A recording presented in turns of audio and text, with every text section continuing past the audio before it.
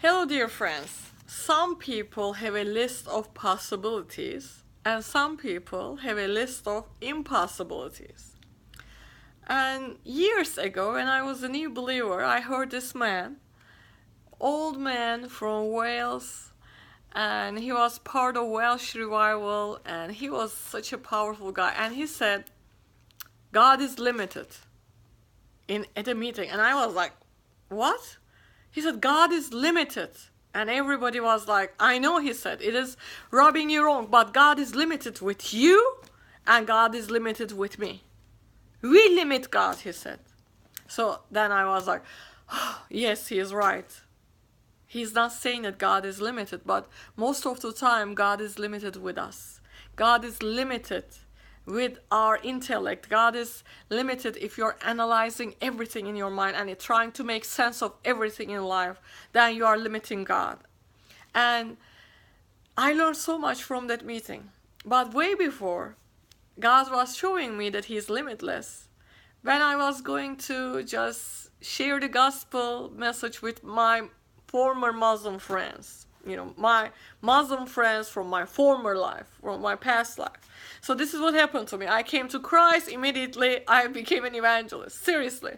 Because I had an encounter with God, and it was so real that suicidal woman in depression was completely gone, and I have this joy and everything. I wanted to tell everybody,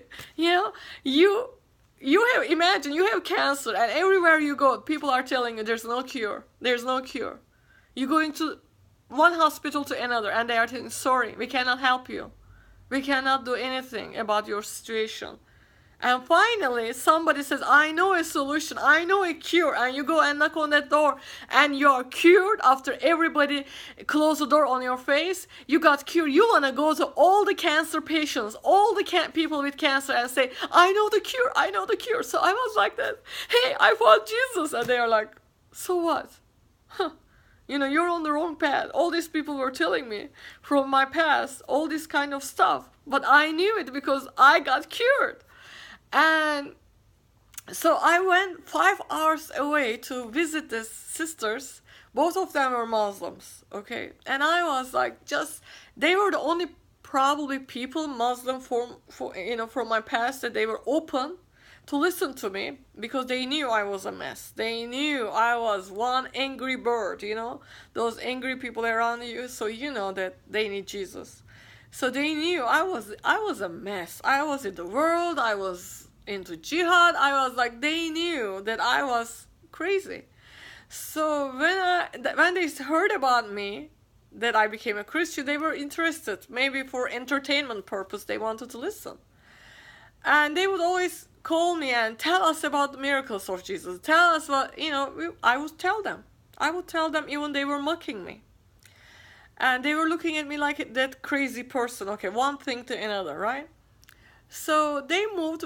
Both of them got divorced from abusive, terrible marriages. So they invited me to this place that they were living 5 hours away. I said, "I will go." So I went there, and then I started just telling them all about Jesus. He did this, he did that. And I didn't know much about their past. All I knew was they were coming from a very, very, very abused backgrounds like me. Both of them, one of them was divorced, the other one was going through divorce. And it was the weekend, I was not working. So Saturday night I told them, "After all these miracles, would you like to go to church tomorrow?" And both of them said, "Okay. Let's go. Let's see." Like an entertainment, right? It was nothing that they were interested. So I'm like, good. I opened the yellow pages and I started just looking at churches. So I saw one of them close by and it looked decent, and I check it out. And then I said, "Okay, let's go to this church. Look at this." So in the morning I took them to the church, and we went to the service. We are standing and like worship and everything. I'm looking at them, how they are doing, and I'm like worshiping and everything. But you bring people to the church and you just want to know if God is touching their hearts. And they look like they were not moved. They were like just looking, trying to follow the the lyrics and everything on the screen. So at the end of the service, there was a big choir. Choir was in their robes and everything.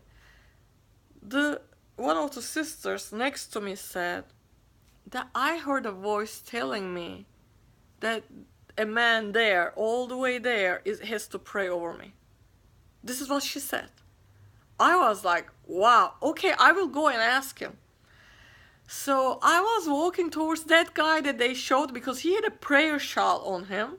He had this Jewish prayer shawl. And so, like, he looked like a Messianic Jew. It was not a Messianic church, but he had this shawl. So I started walking towards him, and he was walking towards me. And we met in the middle. It was a big church. We met in the middle, and I said to him, hello, good morning, excuse me.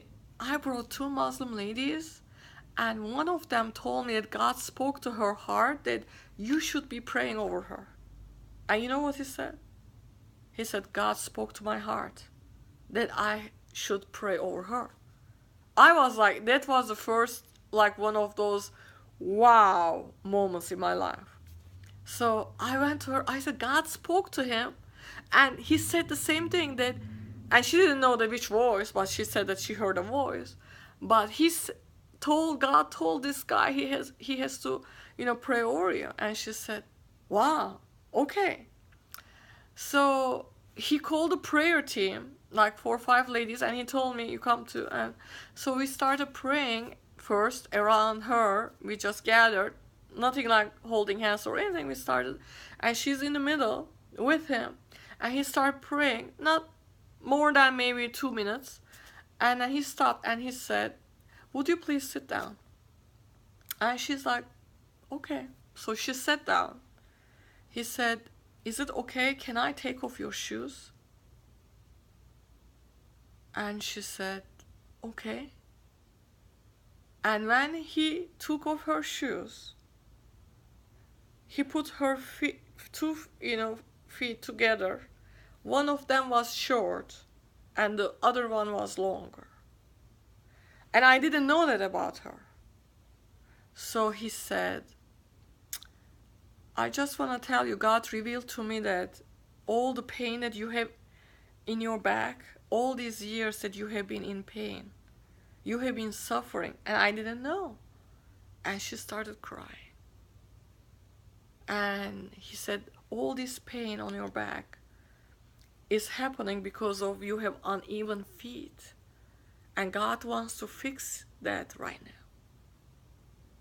And do you believe Jesus can do this? He's a miracle worker. And she said, yes. I mean, she was so filled with faith at that moment, because who could have known about that? She knew that I didn't know that. So God revealed that to that guy and that brother. So she was in shock. I'm in shock. I'm a new believer. I'm just looking at the scene. And he took her feet and he started praying. And he said, please, everybody, start praying and asking Jesus, thanking him in advance for this miracle. And I am telling you, God is my witness. In front of my very eyes, her other foot grew. I mean, I said, oh, it's growing! Like that. And she said, shh, pray and thank God. And her both feet got together, same length. I mean, it was the first creative miracle. I have seen many others afterwards, overseas, but it was the first creative miracle I have seen in my life, in front of my eyes, took place. So, and it took her for a while to get to Jesus part and everything. But I just want to tell you, before that, maybe I never believed that miracle could happen. Such miracle could happen, like a creative miracle. So we were like all in awe and shock. I was in shock. And the guy looked like it was so normal to him. Maybe he had seen it before. So he prayed over her and her pain was instantly gone. And she was restored back to complete wholeness at that very moment. I mean, she was just crying, weeping, and she was looking at her feet. I mean, she was in this incredible shock, amusement, everything. Everything. And some of you may say, I don't believe this. I don't believe this can happen. I said this, and I don't care. I don't care if you believe or not. All I care is I saw that happened. And if you don't believe that God can do that, God is limited in your life. God is limited with you. Just like that man said, God is limited with you, with your faith. Today I want to ask you, what is impossible? A prodigal son? Prodigal daughter? Who is impossible? A co-worker? A boss? Or a husband? Or your health condition? What is impossible in your eyes? Maybe your life to change? That you can get out of that, you can get out of this or that. What is impossible in your eyes? I just want you to take that thing and give it to God and say, Lord, I'm not going to limit you anymore. I believe you can do this. You are the God of impossibles. Jesus said, with man, this is not possible. With God, all things are possible. Maybe after this video, please share, please comment, but after this video you will sit down and write down a letter to God and tell Him why you have been in despair, why you have been not praying but not believing or receiving it. A lot of people pray, but they don't receive it. And I'm going to talk about this on the next program. I love you. God bless you. God is the God of the impossibles. Nothing is too hard for our God. God bless you. Have a great day.